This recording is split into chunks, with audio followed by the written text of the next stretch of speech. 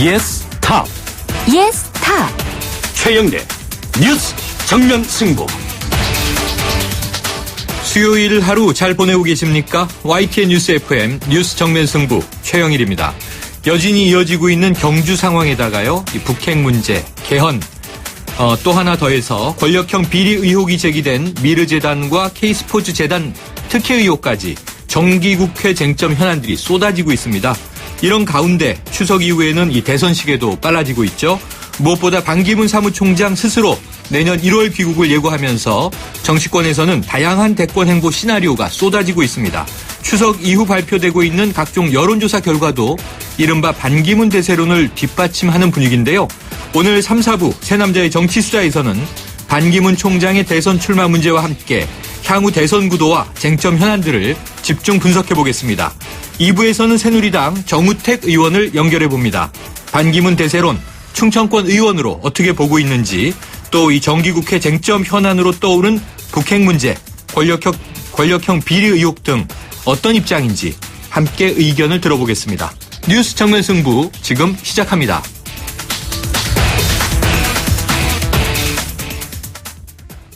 국회가 이 북한의 핵실험을 규탄하는 결의안을 채택했는데요. 이 국회 대정부 질문에서는 북한의 핵위협에 맞서서 전술핵을 재배치해야 한다, 이런 주장이 잇따랐습니다. YTN 추은호 해설위원과 함께 짚어봅니다. 안녕하세요. 네, 안녕하십니까. 자, 이 북한의 핵위협에 대해서 정치권이 모처럼 한 목소리를 냈죠? 예, 그렇습니다. 국회 차원의 결의안을 채택한 건데요. 어떤 내용입니까? 일단 오늘 그 대북 결의안은 재석 203명 가운데 200명이 찬성했습니다. 네. 반대는 없었고 3명이 기권을 했는데, 모처럼 북한 핵실험이라는 그런 안보 위기 앞에서 정치권이 한 목소리를 냈다, 이렇게 평가할 수 있을 것 같고요.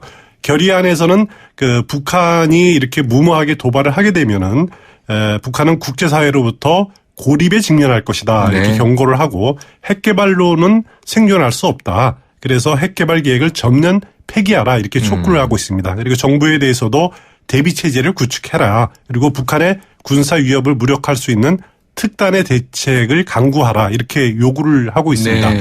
원래 이제 대북 결의안은 국회 국방위원회 그리고 외교통상위원회에서 각각 다른 안이 의결이 됐었습니다. 네네. 이걸 하나로 조정을 해서 오늘 국회 본회의에 상정해서 처리한 것입니다. 그렇군요. 그런데요, 이 대북 결의안에 뭐 여야도 없었고 말씀하신 대로 반대표도 없었는데 눈에 띄는 게 3명 의원의 기권이에요. 그렇습니다. 이 기권한 의원들은 누구고 왜 이런 건가요? 기권한 의원들의 사유가 각각 다른데요. 네. 더불어민주당 심재건 의원 경우 기권했는데, 심재건 의원은 국회 외교통일위원장입니다. 심 의원 경우에는 자기가 이 결의안에 반대해서 그런 것이 아니라 자신은 찬성을 한다. 하지만 앞서 말씀드렸듯이 외교통일위원회에서 별개의 안이 통과되지 않았습니까? 그 안을 최초에 발의한 사람이 자신인데, 이것이 본회의에서 수정됐기 때문에 최초의 발의자로서는 이렇게 달라진 안에 찬성하는 것은 좀 바람직하지 않다라고, 적절하지 않다라고 판단했다라는 거고요. 정의당 김종대 의원도 기권했는데 그 이유는 그 정부에 더욱더 강력하고 실효적인 제재 방안을 마련해야 하고 시행하라, 이렇게 촉구하는 내용이 담겨 있는데, 이 표현이 너무 추상적이다. 그래서 자신은 찬성을 할 수 없다라고 이렇게 말을 했고요. 국민의당 김종애 의원 경우는 기권했지만은 그 기기 조작 실수로 이렇게 이제 밝혀졌습니다. 과거에 보면은 대북 그 규탄 결의안을 처리한 사례가 많았습니다. 당장 지난 2월에 북한이 장거리 미사일 발사했을 경우에도 대북 규탄 결의안이 채택이 됐는데, 그때 찬성 243, 역시 반대는 없었고 기권이 5 있었습니다. 가장 논란이 됐던 것이 18대 국회 때 2010년 천안함 폭침 규탄 결의안이었는데, 당시에 그 한나라당이 이렇게 그 안을 주도를 했었거든요. 그때 237명이 표결에 참석해서 찬성이 163표에 불과했습니다. 56% 정도밖에 안 됐고 반대 70, 기권이 4표였고요. 당시 야당이었던 민주당이 그 70명 가운데 69명이 반대표를 던져서 가장 논란이 되는 그 대북 규탄 결의안이었습니다. 그렇군요. 자, 한 분의 기권은 이제 기기조작 오류였다. 자, 국회는 오늘 이틀째 대정부 질문이요, 안보 외교 통일 분야 진행이 됐는데 이 북한 핵무기에 대응하기 위해서는 전술핵을 재배치해야 한다. 굉장히 좀 강경해 보이는 대응 요구 주장들이 많이 나왔어요. 그렇습니다. 가장 강경하게 발언한 의원이 새누리당 이철우 의원의 경우였는데요. 네. 전술핵 재배치 또는 이제 자체 핵 개발, 또 북한 핵시설에 대한 선제 타격, 김정은 정권의 붕괴 이런 뭐 가능한 모든 수단을 네. 배제하지 않고 검토해야 된다 이렇게 강경하게 주장을 했습니다.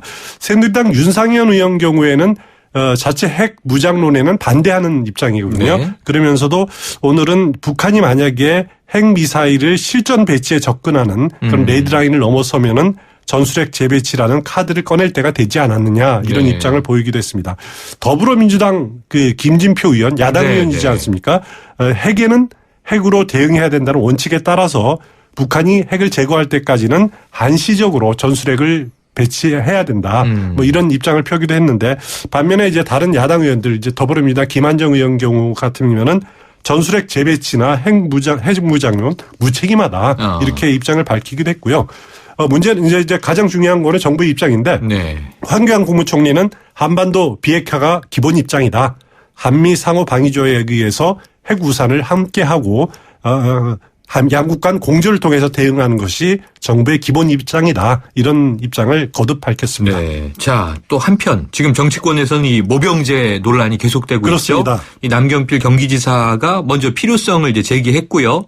찬성이나 또는 반대 입장이 이어지고 있던데 이 정부는 모병제를 공론화하는 것에 좀 부정적이에요. 그렇습니다. 정부 입장은 뭐 지금 때가 아니다라는 거죠. 네. 지금 아시다시피 현재 우리 사병 증원 방식이 징병제 아닙니까? 네. 지금 한 60만 명 정도 수준을 유지를 하고 있는데 남경필 지사가 이거를 이제 본인이 지원하는 그런 모병제로 바꾸는 문제를 공론화하자라고 이렇게 그 문제를 네. 제기하지 않았습니까?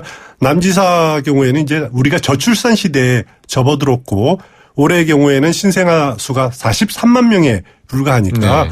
앞으로 이렇게 이 수의 그 군을 유지하기 어려우니까 모병제로 전환해서 한 30만 명 정도로 사병을 모집하고 월 200만 원 정도를 네. 주자. 그 부족분은 병력 부족분은 군을 첨단군으로 양성하자라는 주장입니다. 여기에 대해서 이 경우 이제 문제가 뭐냐면은 그러면 가난한 집안 사람 젊은이들만 군에 가느냐 이런 네. 흑수저론이 나올 수가 있죠. 그렇죠. 그래서 유승민 의원 경우에는 모병제는 정의로운 사회로 가는 길이 아니다. 이렇게 주장하고 있지 않습니까?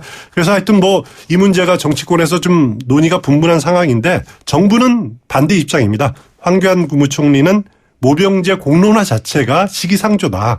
이런 입장이고요. 오늘 그 한민국 국방장관은 이런 표현을 했습니다. 지금 북한군이 120만 명 정도인데 그 문제는 우리 군이 그럼 거기에 맞서서 어느 정도 수준을 유지하느냐라는 네, 것이 네. 먼저 우선돼야 된다는 거죠. 그러면서 최소한 50만 명 이상 정도의 상비군을 유지해야 된다. 그런데 모병제로 과연 이 수준을 유지할 수 있겠느냐. 그러면서 아주 부정적인 입장을 밝혔습니다. 그렇군요. 자, 어제 언급해 주셨었는데요. 이 김재수 농림축산식품부 장관 말이에요. 오늘 해임 건의안이 제출이 됐네요. 그렇습니다. 오늘 더불어민주당과 정의당이 제출을 했습니다. 네. 국민의당은 막판에 불참하기로 결정을 했는데요. 빠졌군요. 예, 그렇습니다. 국민의당은 일부 의원들이 이제 반대 의사를 표시했다 그럽니다. 네. 굳이 그렇게까지 할 필요가 있느냐. 아하. 그래서 오후에 의원총회를 열었는데 그 결과 해임 건의안은 공동으로 제출하지 않는다. 그리고 표결도 당론으로 정하지 않고 의원들의 자유투표에 맡기겠다 이렇게 네, 결정을 했습니다. 네. 해임 건의안은 일단 제출이 됐으니까 내일 본회의에 보고가 되거든요. 네. 그러면은 금요일에 표결이 이루어질 가능성이 높습니다. 24시간 이후 보고된 이후 24시간 이후 72시간 이내인데 금요일 이후에는 국회가 다음 달 22일까지 휴회 상태에 들어가거든요. 본회의가 네, 휴회 네. 상태에 되기 때문에 유일하게 모레 가능한데 통과되려면은 제적 과반입니다. 150석입니다. 그런데 국민의당이 이렇게 빠져버렸기 때문에 네. 더불어민주당 121석 그리고 정의당이 6석이거든요. 다 합쳐도 전원이 투표에 참석해도 127명이죠. 그러네요. 그러면은 그 23표가 부족한데 그러면 국민의당이나 야당 성향의 무소속 의원을 23표 정도를 더 얻어야 되고 또 문제는 전원이 투표에 참여한다는 보장이 없는 거죠. 그렇죠. 그래서 150표 얻을 수가 있을까? 그거는 뭐 지금 누구도 자신할 수는 없는 상황인 것 같습니다. 이게 흐지부지 되는 거 아닌가 했는데 제출은 됐는데 한번 그 결과를 지켜봐야 할 것 같습니다. 오늘 소식 고맙습니다. 감사합니다. 지금까지 추은호 YTN 해설위원이었습니다. 크리네어 테크. 크리네어 테크 집중기.